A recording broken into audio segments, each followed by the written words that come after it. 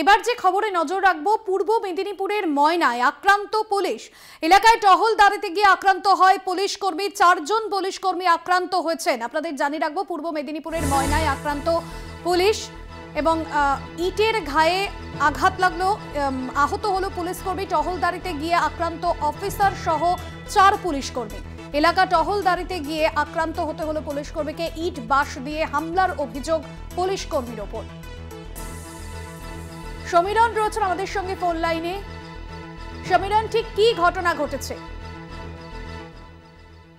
দেখো ভাস্বতী, শনিবার রাত্রি 10টা নাগাদ কিছু পুলিশ গাড়ি, টহলদারি পুলিশ গাড়িতে পুলিশের উপর হঠাৎ করে হামলা হয়। তারা যখন যায় যে ময়নার বাগচা গ্রামের নীলতলাতে, সেখানে দেখে যে কিছু মানুষ জটলা পাকিয়ে আছে এবং সেই জায়গায় তারা যখন জিজ্ঞাসাবাদ করতে যায়, এই মদ্যপ অবস্থায় থাকা কিছু দুষ্কৃতী তারা কিন্তু পুলিশের উপর হামলা চালায়।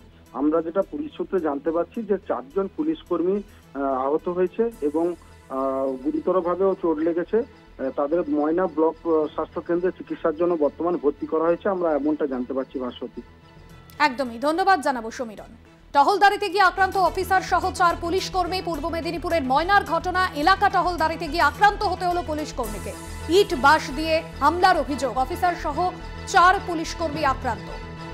ভেঙে দেওয়া হয় গাড়ির কাঁচ। আহত 4 পুলিশ কর্মী। এলাকায় টহলদারিতে গিয়ে আক্রান্ত পুলিশ কর্মী।